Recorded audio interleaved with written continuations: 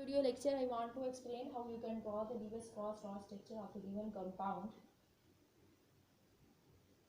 किसी भी कंपाउंड की Lewis cross law structure को ड्रॉ करने से पहले आपको कुछ इम्पॉर्टेंट कंसेप्ट्स क्लियर करना होंगे. अगर आप इम्पॉर्टेंट कंसेप्ट्स क्लियर कर लोगे तो आप इजीली विद इन 9 मिनट किसी भी कंपाउंड की Lewis cross law structure को ड्रॉ कर लोगे.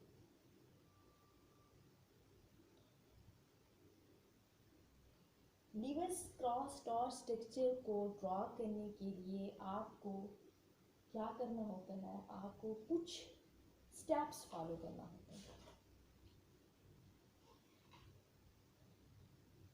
First step is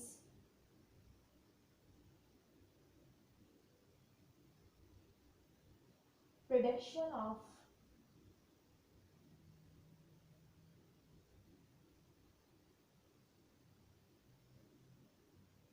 central metal atom or ion of a molecule or compound.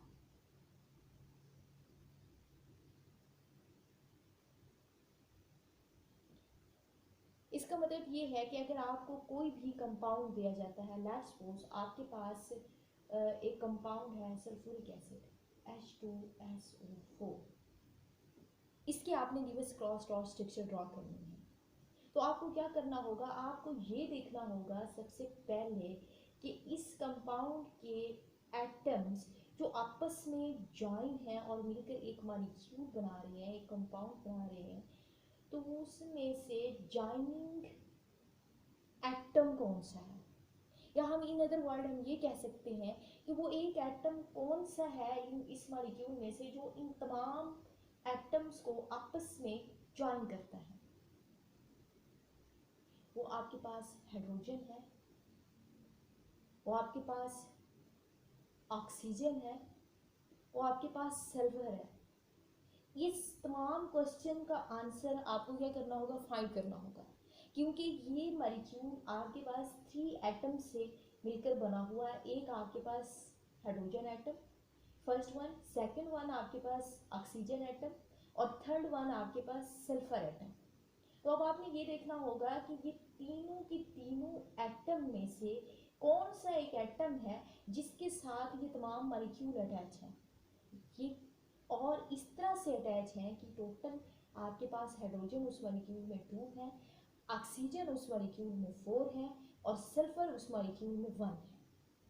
तो लीविस क्रॉस लॉ स्ट्रक्चर भी आप तब ड्रॉ कर पाओगे जब आपको सबसे पहले ये पता होगा कि this one is the joining point and we have to join the other molecule with this atom.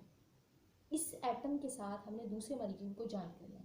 अब आप पॉसिबिलिटी अगर बनाएं तो आप ये कर सकते हो, फर्स्ट वन अगर हम पॉसिबिलिटी बनाएंगे हाइड्रोजन सल्फर ऑक्सीजन, अब आप देखें अगर ये पॉसिबिलिटी हम बनाते हैं कि इस तरह से हमें ज्वाइन करना है कि हाइड्रोजन सल्फर ऑक्सीजन, तो आपके पास तो 3 एटम है और इससे मॉलिक्यूल के टोटल एटम अगर आप काउंट करें तो आपके पास 4 + 2 6 + 1 7 एटम है. तो इस तरह की तो कोई भी जॉइनिंग कंबाइनिंग स्टेट नहीं हो सकती, और ना ही आप इस तरह की कोई ट्रिक फॉलो कर सकते हैं कि या तो आप कहें कि भाई ये 2 ऑक्सीजन फिर 1 ऑक्सीजन, इस तरह से तो आप कुछ भी फॉलो नहीं कर सकते. आपको क्या करना होगा, कुछ स्टेप्स फॉलो करने होंगे, कुछ रूल्स फॉलो करना होंगे, जिन रूल्स को आप फॉलो करके इसकी एग्जैक्ट स्ट्रक्चर ड्रॉ कर पाओगे, लीविस क्रॉस लॉ स्ट्रक्चर. तो इसी चीज़ का हम इस चीज़ को एक्सप्लेन करने से पहले हमें सबसे पहले जॉइनिंग पॉइंट डिटरमाइन करना होगा. अब जॉइनिंग पॉइंट आप कैसे डिटरमाइन करते हो, ये आपका सबसे पहला स्टेप है. लीविस क्रॉस लॉ स्ट्रक्चर को ड्रॉ करने का सबसे पहला स्टेप ये है कि आपने सेंट्रल मेटल एटम या आयन किसी भी कंपाउंड में उसको डिटरमाइन करना होता है कि वो उस मॉलिक्यूल का कौन सा एलिमेंट है. सल्फ्यूरिक एसिड में हाइड्रोजन है, सल्फर है या ऑक्सीजन है, ये हमने देखना होगा. तो इसके लिए हमें थोड़े से पॉइंट्स क्या करने होंगे, माइंड में रिमाइंड करने होंगे, इनके मेमोराइज करने होंगे और समझना होंगे. सबसे पहला पॉइंट ये है कि कभी भी आपका central metal atom single bond नहीं बना सकता. Central metal atom never form single bond, कि वो कोवलेंट बॉन्ड अगर बना रहा है तो वो कभी सिंगल नहीं बनाएगा. वाह, कि वो सिंगल क्यों नहीं बनाएगा, क्योंकि सेंट्रल मेटल एटम एक ऐसा एलिमेंट होता है जो जॉइनिंग पॉइंट होता है। ये पॉइंट है, इसके साथ आपके पास काफ़ी सारे पॉइंट अटैच हो सकते हैं। आप एक पॉइंट अटैच करके उसको सेंट्रल मेटल एटम कंसीडर नहीं कर सकते in case of many atom. ये बात कीप इन माइंड करें कि जब आपकी मॉलिक्यूल के अंदर काफ़ी सारे एटम्स होंगे तो उस केस में आपका सेंट्रल मेटल एटम वो नहीं होगा जो सिर्फ एक बॉन्ड से अटैचमेंट शो करेगा और स्टेबिलिटी गेन कर लेगा। अब सेंट्रल मेटल एटम एक बॉन्ड तो नहीं बना सकता, लेकिन एक्सेप्शन है कि एक बॉन्ड बना भी सकता है। वो भी एलिमेंट है जिनमें central metal atom one bond बनाता है। उस केस में आपके पास जैसे हाइड्रोजन का मॉलिक्यूल और इसी तरह से Cl2 का मॉलिक्यूल, वो मॉलिक्यूल जिनको ऑक्टेट या डुप्लेट रूल को फॉलो करने के लिए 2 इलेक्ट्रॉन रूल या फिर 8 इलेक्ट्रॉन रूल, इनको फॉलो करने के लिए सिर्फ एक इलेक्ट्रॉन की ज़रूरत हो, तो वो आपके पास सेंट्रल मेटल एटम उस केस में हो सकते हैं, अदरवाइज नहीं हो सकते। इसको मैं एक्सप्लेन इस तरह से आपको कर देती हूँ कि जैसे आपके पास हाइड्रोजन है, हाइड्रोजन का एटॉमिक नंबर 1 है, तो इसका मतलब है इसको 2 करने के लिए आपको एक ऐड करना होगा इलेक्ट्रॉन, तो वो central metal atom hydrogen consider किया जा सकता है और होगा। और अगर क्लोरीन की बात करें तो इसके अगर आप कॉन्फ़िगरेशन करें बोहर, तो फिर आपके पास क्या होंगे, 7 इलेक्ट्रॉन होंगे, इसके आखिरी शेल में 7 इलेक्ट्रॉन होंगे। जब 7 होंगे तो इसको 8 करने के लिए कितने इलेक्ट्रॉन की ज़रूरत होगी, 1 की। तो ये फिर सेंट्रल मेटल एटम कंसीडर किया जा सकता है जब ये सिंगल बॉन्ड बना रहा हो, जब ये इस फॉर्म में हो। अगर ये इस फॉर्म में एग्जिस्ट नहीं कर रहा तो फिर ये सेंट्रल मेटल एटम कंसीडर नहीं हो सकता जब वो सिर्फ एक बॉन्ड बना रहा। ठीक है, इसका मतलब ये है कि सेंट्रल मेटल एटम कभी भी एक बॉन्ड नहीं बनाएगा, वो काफ़ी सारे बॉन्ड बनाएगा।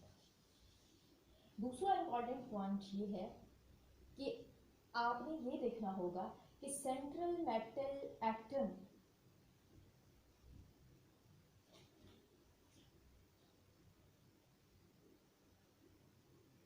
always electropositive in nature।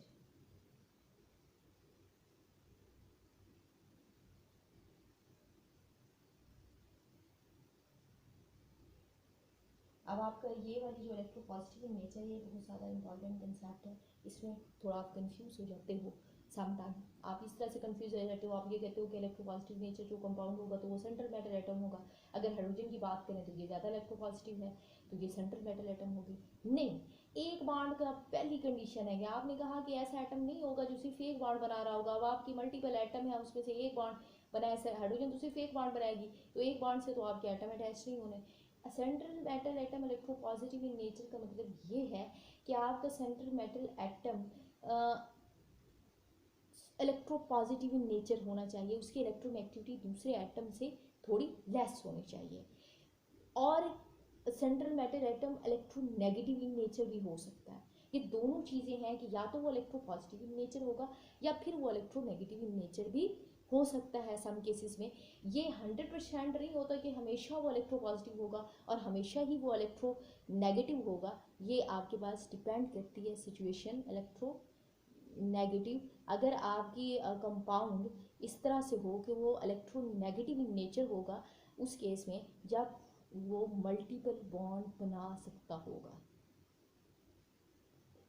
ऐसा एलिमेंट जो इलेक्ट्रोनेगेटिव इन नेचर हो और आप मल्टीपल बॉन्ड बना रहा हो, तो तब उसको आप सेंट्रल मेटल एटम कंसीडर करोगे। और एक ऐसा एलिमेंट हो जो इलेक्ट्रोपॉजिटिव इन नेचर हो लेकिन वो मल्टीपल बॉन्ड ना बना सकता हो, तो उस केस में उसको आप कंसीडर सेंट्रल मेटल एटम नहीं करोगे। इसको मैं दोबारा आपको क्लियर कर देती हूँ। या जैसे आपके पास हाइड्रोजन है, हाइड्रोजन की इलेक्ट्रोपॉजिटिविटी क्या है, ज़्यादा है। इसका मतलब ये है कि हाइड्रोजन पीरियोडिक टेबल में राइट साइड पे आती है और सल्फर इधर से आपके पास लेफ्ट टू राइट जब आप मूव करते हो तो इलेक्ट्रोपॉजिटिव करेक्टर डिक्रीज होता है और नेगेटिव करेक्टर इंक्रीज होता है। जब ऐसे चलते हैं तो इधर से आपकी इलेक्ट्रोनेगेटिविटी इंक्रीज होती है और इस केस में इधर चलते हैं तो पीरियोडिक टेबल में तो आपके पास इलेक्ट्रोपॉजिटिविटी इंक्रीज होती है एलिमेंट्स की। अब आप देखें तो हाइड्रोजन जो है वो आपके पास इधर लाई करता है, तो ये इलेक्ट्रोपॉजिटिव इन नेचर है। अब आप कहें कि इस रूल के अकॉर्डिंग तो हाइड्रोजन को सेंट्रल मेटल एटम होना चाहिए। हाइड्रोजन उस वक्त electropositive element central metal atom होगा जब वो मल्टीपल बॉन्ड भी बना सकता होगा। अगर वो मल्टीपल बॉन्ड नहीं बना सकता होगा तो तब वो इलेक्ट्रोपॉजिटिव इन नेचर एलिमेंट को आप सेंट्रल मेटल एटम कंसीडर नहीं करोगे, तो इस केस में हाइड्रोजन को सेंट्रल मेटल एटम कंसीडर नहीं करेंगे, although it is electropositive in nature. अब आइए इलेक्ट्रोनेगेटिव की बात। अब आपके पास देखें दो एलिमेंट और हैं, एक आपके पास सल्फर है और एक आपके पास ऑक्सीजन है। इन दोनों को देखें तो इलेक्ट्रोनेगेटिविटी तो इस तरफ आ रही थी और इस तरफ आपके पास इलेक्ट्रोपॉजिटिविटी इस तरफ क्या हो जाती है, फिर भी आपकी डिक्रीज हो जाती है। Electropositive down the group decrease होती है और लेफ्ट टू राइट डिक्रीज होती है। तो ऑक्सीजन तो आपके पास पहले आती है, सल्फर बाद में आती है। तो सल्फर आपके पास क्या है कि लीस्ट इलेक्ट्रोपॉजिटिव है और लीस्ट इलेक्ट्रोपॉजिटिव है। तो इसका मतलब ये है कि अब हम इन दोनों में से ये डिसाइड करेंगे कि कौन सा एलिमेंट मैक्सिमम बॉन्ड बनाएगा। जो एलिमेंट मैक्सिमम बॉन्ड बनाएगा तो हम इस फैक्टर को विदाउट सीइंग दिस फैक्टर हम उसको सेंट्रल मेटल एटम कंसीडर करेंगे। कीप इन माइंड कि सबसे पहले आपने क्या देखना होगा कि सिंगल बॉन्ड कौन सा एलिमेंट बना रहा है, वो सेंट्रल मेटल एटम नहीं होगा। दूसरी बात आपने ये देखनी होगी कि इलेक्ट्रोपॉजिटिव इन नेचर है, अगर मल्टीपल बॉन्ड बनाता है तो that's will be prefer as central metal atom. और इलेक्ट्रोनेगेटिव इन नेचर है बट मल्टीपल बॉन्ड ज़्यादा बनाता है as compare to electropositive in nature, तो देन इस केस में आप इस चीज़ को प्रेफर करोगे। अब ये दो पॉइंट्स हैं, अब हमें ये कैसे पता चलेगा कि ये मल्टीपल बॉन्ड ग्रेटर बनाता है या ये मल्टीपल बॉन्ड ग्रेटर बनाता है। तो उस हमें इस तरह से पता चलेगा जब हम इसकी बोहर इलेक्ट्रॉनिक कॉन्फ़िगरेशन करेंगे। जब आप किसी भी एलिमेंट की बोहर इलेक्ट्रॉनिक कॉन्फ़िगरेशन करें और उस एलिमेंट की बोहर इलेक्ट्रॉनिक कॉन्फ़िगरेशन का रिजल्ट कुछ इस तरह से है, कोई भी एलिमेंट हो, नेक्स्ट स्टेप में हम बोहर इलेक्ट्रॉनिक कॉन्फ़िगरेशन तो देख के एग्जांपल्स भी करेंगे। लेकिन अगर इस तरह का रिजल्ट आ कि आपके पास बोहर इलेक्ट्रॉनिक कॉन्फ़िगरेशन में के में 2 शेल होते हैं, 2 इलेक्ट्रॉन्स होते हैं, सॉरी एलिमेंट आपके पास 8 इलेक्ट्रॉन्स होते हैं और एम शेल में आपके पास कितने इलेक्ट्रॉन्स होते हैं, 18 इलेक्ट्रॉन्स होते हैं। ये आपके पास series and so on 2n2 formula के अकॉर्डिंग। अगर आप किसी को बोहर इलेक्ट्रॉनिक कॉन्फ़िगरेशन आपको लेक्चर क्लियर नहीं है तो आप वीडियो में देख सकते हैं, उसको वॉच करके फिर आप बोहर इलेक्ट्रॉनिक कॉन्फ़िगरेशन के अकॉर्डिंग इस कंसेप्ट को समझ सकते हैं। अब देखा कि एक एलिमेंट ऐसा है जिसमें के शेल है और एल शेल है, ये 2 शेल्स हैं, ठीक है। एक ऐसा एलिमेंट है जिसके इलेक्ट्रॉनिक कॉन्फ़िगरेशन में आपके पास के शेल और एल शेल होता है।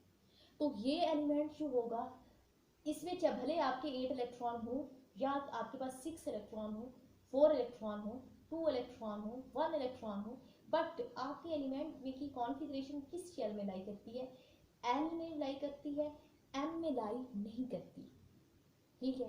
तो ऐसे केस में आपके पास होता क्या है कि अगर आपके एलिमेंट की कॉन्फ़िगरेशन इन 2 शेल में हो, इसके अलावा तीसरे शेल में ना जाए, तो वो अपना वैलेंस शेल मीन कि वो एक्सपैंड नहीं कर सकते, not expand its valence shell.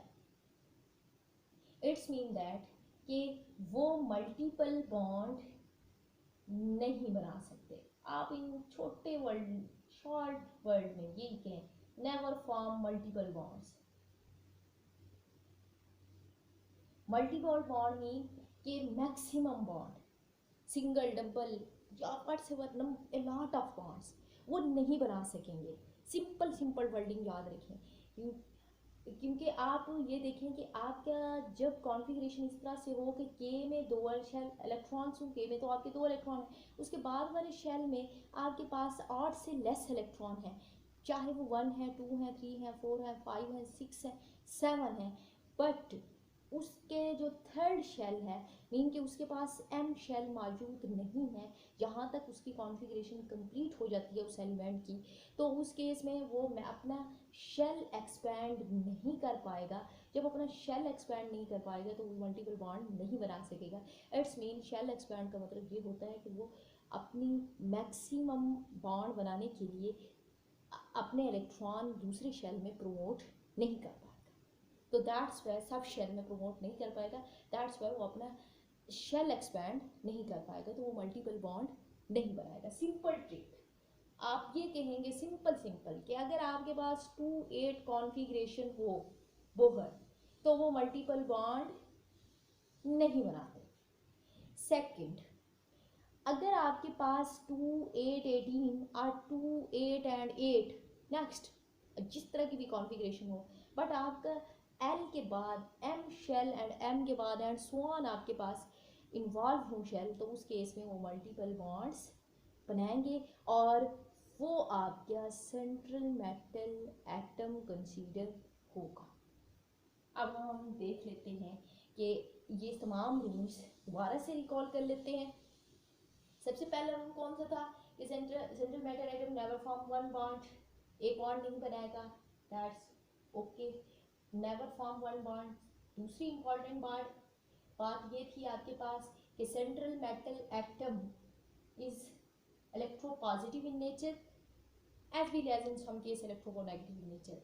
अगर इलेक्ट्रोपॉजिटिव नेचर होगा और मैक्सिमम बॉन्ड बनाएगा तो फिर वो आपके पास सेंट्रल मेटल एटम ओके, और इलेक्ट्रोनेगेटिव नेचर हो बट मिनिमम बॉन्ड बनाता हो तो वो सेंट्रल मेटल एटम कंसीडर नहीं होगा। बट तीसरी इंपॉर्टेंट बात ये थी कि अगर आपके पास इस तरह की सिचुएशन हो कि सेंट्रल मेटल एटम इलेक्ट्रोपॉजिटिव हो बट मैक्सिमम बॉन्ड ना बना सकता हो तो that's will never be consider as central metal atom. वो एलिमेंट आप सेंट्रल मेटल एटम कंसीडर करोगे जो इलेक्ट्रोनेगेटिव होगा और मैक्सिमम बॉन्ड बना लेगा। तीसरी बात मीन के 1 2 3 फोर्थ इंपॉर्टेंट पॉइंट, अगर ये आपको समझ आ जाए तो दैट्स विल बी ओके। आपको इलेक्ट्रोपॉजिटिव और इलेक्ट्रोनेगेटिव एलिमेंट का अगर नहीं भी पता चलता, आपको नहीं याद नहीं मेमोराइज कि आपके इलेक्ट्रोपॉजिटिव कौन सा है इलेक्ट्रोनेगेटिव कौन सा है, तो आप जो कॉन्फ़िगरेशन कर लें बोहर की और देख लें कि अगर आपके पास K is equal to 2 and L is equal to something जितने भी इलेक्ट्रॉन हैं उसके अंदर लेस देन 8 हों, तो आपके पास लेस 8 से लेस इलेक्ट्रॉन हो, ये वाली सिचुएशन अगर आपके पास फॉलो हो रही हो एक एलिमेंट की और दूसरे एटम की आपके पास इस तरह से हो कि K is equal to 2, L is equal to 8 and M is equal to less than whatsoever जितनी भी है इलेक्ट्रॉन 18 हो, लेस देन 18 हो, तो ये वाली सिचुएशन होगी। तो चाहे ये इलेक्ट्रोपॉजिटिव हो चाहे ये इलेक्ट्रोनेगेटिव हो तो that's will be consider as central metal atom. अब हम देख लेते हैं इस केस में सल्फ्यूरिक एसिड के केस में कि सेंट्रल मेटल एटम कौन सा होगा। यही सबसे पहली इंपॉर्टेंट बात है। Hydrogen will not be central metal atom because it shall contain one electron, तो ये तो आपके पास सेंट्रल मेटल एटम नहीं, हाइड्रोजन सेंट्रल मेटल एटम नहीं, ओके हो गया। अब सेकंड देखते हैं सल्फर ऑक्सीजन का। वी डोंट नो कि सल्फर इज इलेक्ट्रोपॉजिटिव और oxygen is electropositive, simple trick use कर लेते हैं। अब आप देखिए सल्फर के पास आपका एटॉमिक नंबर होता है आपके पास 16 और ऑक्सीजन का आपके पास एटॉमिक नंबर होता है 8। अब आप बोहर कॉन्फ़िगरेशन आपको अगर नहीं करनी आती तो वीडियो लेक्चर देखें, वह अगर आपको करनी आती है तो दैट्स वीडियो। अब आप देखिए तो आपको बोहर कॉन्फ़िगरेशन अगर इसकी करें और इसकी करें, इन दोनों की बोहर कॉन्फ़िगरेशन करें, ये आपके पास आप प्रोडक्ट कर रहे हो कि अगर ये सेंट्रल मेटल एटम हमारी तो इस सेंट्रल मेटल एटम, इसको हम क्या कहते हैं कि ए मॉलिक्यूल और इसको हम कहते हैं बी मॉलिक्यूल। एक ही अगर कॉन्फ़िगरेशन करें बोहर तो आपके पास क्या आएगी 16 है, K is equal to 2, L is equal to 8, क्या हो गया आपके पास 10 और उसके बाद M is equal to 6, that's will be configuration. अब हम ऑक्सीजन की कॉन्फ़िगरेशन देख लेते हैं। ऑक्सीजन की कॉन्फ़िगरेशन आपके पास क्या है, बी मॉलिक्यूल है, दैट्स ऑक्सीजन, ऑक्सीजन को बी से रिप्रेजेंट कर रहे हैं। अब आप देखो K is equal to 2 and L is equal to 8 sorry 6, total आपके पास क्या हो गया 8, 2 एंड 6 8। अब आप देखो खुद देखें तो आप अपने रूल के अकॉर्डिंग आप इजीली डिटरमाइन कर गए कि आपके पास क्या है कि sulphur is the central metal atom because it can form multiple bond. ये अब मल्टीपल बॉन्ड बना सकेगा, ये मल्टीपल बॉन्ड नहीं बना सकता। क्यों नहीं बना सकता, क्योंकि इसके वैलेंस शेल में आपके पास एम शेल इन्वॉल्व नहीं है, इसका आखिरी शेल आपका एल है, ये अपना शेल एक्सपेंड नहीं करेगा। तो इस तरह से आप डिफरेंट टाइप के कंपाउंड्स के अंदर डिफरेंट टाइप के मॉलिक्यूल हों, अगर डिफरेंट टाइप के मॉलिक्यूल हों तो उसमें आप क्या कर सकते हो, सेंट्रल मेटल एटम प्रिडिक्ट कर सकते हो। लेट्स सपोज हम एक और एग्जांपल ले लेते हैं जिसमें हम सेंट्रल मेटल एटम लेते हैं। आप ले लेते हो HNO3, ये आपके पास मॉलिक्यूल है। अब आप देखते हो कि सेंट्रल मेटल एटम भाई कौन सा होगा, H तो नहीं हो सकता, क्यों? Because it contain one electron, so it form only single bond, ये नहीं हो सकता। ऑक्सीजन की बात करें तो ऑक्सीजन और नाइट्रोजन की अब दो हैं आपके पास एटम, इन दोनों में से देखना है कि which one will be the central metal atom and which one will be the bonded atom. और देखें तो अब अगर इलेक्ट्रोनेगेटिविटी की बात करें तो ऑक्सीजन मोर इलेक्ट्रोनेगेटिव और ये लेस इलेक्ट्रोनेगेटिव, ये ज़्यादा है और ये कम है। अब हम देख लेते हैं कि कौन सा ज़्यादा एलिमेंट, कौन सा मैक्सिमम बॉन्ड बना सकता है, यही देखना है। अगर कॉन्फ़िगरेशन करें तो ऑक्सीजन का एटॉमिक नंबर 8 और इसका 7। अब आप देखो तो इसके देख लेते हैं कि K इज इक्वल टू 2 और L is equal to 6 in case of oxygen और K is equal to 2, L is equal to 7 है, तो आपके पास कितने आएंगे 5 in case of nitrogen। अब दोनों के शेल में दोनों एटम्स में K and L शेल मौजूद है। इट्स मीन कि दोनों अपना शेल एक्सपैंड नहीं कर सकते, बोथ हैव पोस्ट टेंडेंसी, उसका भी शेल एक्सपैंड नहीं हो सकता, उसका भी शेल एक्सपैंड नहीं हो सकता। हमको कैसे पता चलेगा कि which one is the central metal atom? अब हमें ऐसा पता चलेगा, हम ये देखेंगे कि किस एलिमेंट में लेस नंबर ऑफ इलेक्ट्रॉन्स हैं वो सेंट्रल मेटल एटम होगा, क्योंकि जिसमें लेस नंबर ऑफ इलेक्ट्रॉन्स होंगे वो केमिकल बॉन्डिंग में ज़्यादा पार्टिसिपेट करेगा।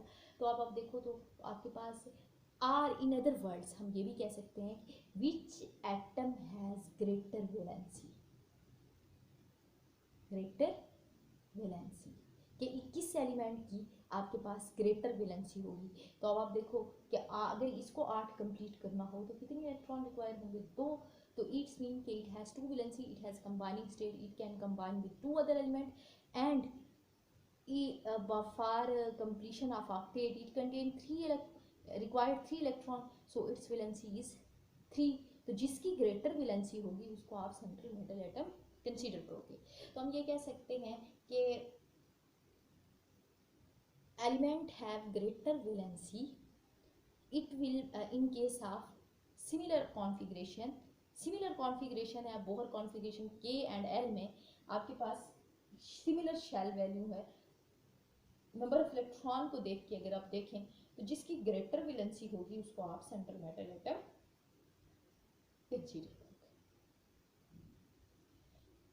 अब आप एक और बात देखें कि ये पॉइंट आपका आ गया जब आपने ये देखा ये this one is the central metal atom, तो आपने ये पॉइंट क्लियर हो गया आपके पास।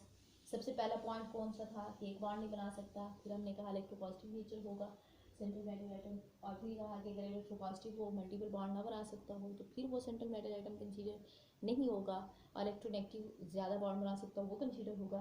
फिर हमने ये बोला कि अगर आपके इलेक्ट्रॉनिक कॉन्फ़िगरेशन कुछ इस तरह से हो कि दोनों के शेल सेम हो तो नंबर ऑफ इलेक्ट्रॉन डिफरेंट हो तो वो वाला एलिमेंट जिसकी ग्रेटर वैलेंसी होगी वो आपके पास सेंट्रल मेटल एटम नहीं होगा, और जिसकी लेस वैलेंसी होगी वो central metal atom. For next step आपके पास क्या होता है, बहुत इसका लुईस स्ट्रक्चर को ड्रॉ करने के लिए बहुत configuration,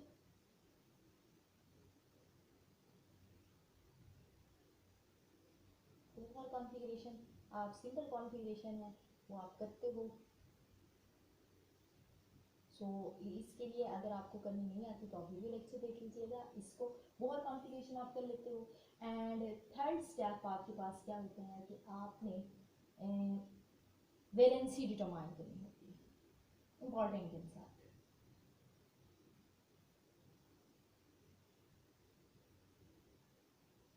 valency and covalency determination. Covalency का मतलब ये होता है कि अगर वो वैलेंसी अपना shell central metal atom expand करेगा तो उसकी वैलेंसी इंक्रीज हो जाएगी, तो उसको आप कोवैलेंसी कहोगे। इनके maximum tendency of an atom to form chemical bond is known as covalency. और वैलेंसी आपके पास क्या होती है कि आपको पता होना चाहिए कि एक एलिमेंट, ये वाला एलिमेंट, इसकी वैलेंसी क्या है। इसके लिए आप क्या करते हो कि थोड़े से एलिमेंट्स को याद कर लेते हो आगे hint of point of view से, और अगर आप याद नहीं कर सकते तो आप कॉन्फ़िगरेशन कर लें। बोहर एटॉमिक नंबर आपको प्रोवाइड किया होगा सम एलिमेंट्स का, और सम एलिमेंट्स का आप क्या करते हो वैसे आपको मेमोराइज होता है सिंपल एलिमेंट्स का। कॉन्फ़िगरेशन करें, कॉन्फ़िगरेशन करने के बाद आप देखें कि उसके ऑक्टेट कंप्लीट करने में या उसका डुप्लेट रूल कंप्लीट, दो इलेक्ट्रॉन कंप्लीट करने में उसको कितने इलेक्ट्रॉन रिक्वायर हैं वो इसकी वैलेंसी है। जैसे ऑक्सीजन हाइड्रोजन का आपके पास एक है तो आप देखो एक इलेक्ट्रॉन, तो इसको कौन सा ये मॉलिक्यूल बनेगा, तो ये कितने इलेक्ट्रॉन फॉलो करेगा, 2 इलेक्ट्रॉन फॉलो करेगा। जब वो 2 इलेक्ट्रॉन फॉलो करे, 2 इलेक्ट्रॉन इसको रिक्वायर्ड होंगे, तो इसकी वैलेंसी क्या होगी, 1 होगी। हाइड्रोजन की एटम की 1 वैलेंसी होगी, ये हमें थोड़ा तैयार करना होगा। दूसरा हमें ये पता होना चाहिए कि ऑक्सीजन के एटम की आपके पास कितनी वैलेंसी होती है, 2। क्यों, क्योंकि इसके आखिरी शेल में कितने इलेक्ट्रॉन होते हैं, 6। इसको जब +2 ऐड करेंगे तो टोटल 8 आएगा, ऑक्टेट कंप्लीट करेगा। नाइट्रोजन की बात करें तो उसकी कितनी होती है, 3। कार्बन की बात करें तो उसकी कितनी होती है, 4। इसके बाद अगर आप हैलोजन की बात करो, हैलोजन में आपके पास chlorine, chlorine, bromine, iodine, chlorine, सब कुछ प्लस है। उसकी वैलेंसी की बात करो तो वो आपके पास 1 होती है। जब आप वो वैलेंस शेल अपना एक्सपैंड नहीं करता, अगर एक्सपैंड कर दे तो उसकी इंक्रीज हो जाती है। ये वैलेंसी आपने वो वाली तैयार की है, ये वो वाली आपने माइंड में क्या किया, मेमोराइज की है, जो उसकी नॉर्मल स्टेट में है, वो एक्सपेंशन स्टेट में नहीं है, एक्सपैंड नहीं कर रहा। तो ये वाले इन एटम्स की आपको थोड़ा सा वैलेंसी तैयार कर लेनी होगी। Simple atom, hydrogen 1, oxygen 2, nitrogen 3 and carbon 4। और हैलोजन के पास आपके पास क्या होती है, 1। अगर आप देखो कार्बन के बाद गए एलिमेंट्स देखो तो वो फिर 3, फिर 2 एंड फिर 1। और अगर आपके पास नोबल गैस होंगी तो उनकी 0। In this video, I will only explain the 3 steps. The first one is production of central metal atom of a compound. Second one is the Moser configuration, and third one is the valency of the compound. तो ये 3 steps आपको क्या करना होंगे, memorise करना होंगे। इस video lecture में आपके लिए इतना ही ओके है। आपने प्रैक्टिस करनी होगी कुछ कंपाउंड्स की, और प्रैक्टिस करने के बाद you can tell me answer via comments. और मुझे आंसर बता सकते हैं। लेट्स सपोज आपने क्या करना होगा, आपने जस्ट ये देखना होगा, प्रोडक्ट करना होगा सेंट्रल मेटल एटम। कंपाउंड के अंदर, किसी भी कंपाउंड के अंदर सेंट्रल मेटल एटम की प्रोडक्शन करना होगी। जैसा कि आपके पास NO3 1 नेगेटिव, NH3 ये मॉलिक्यूल है, एक आपके पास ये मॉलिक्यूल है, दूसरा आपके पास ये मॉलिक्यूल है, तीसरा आपके पास XeO 2, और फिर इसके बाद आपके पास आता है चौथा एलिमेंट बना लेते हैं 1 2 3 4। फोर्थ वन आपके पास लेट्स सपोज हम ले लेते हैं ClO2।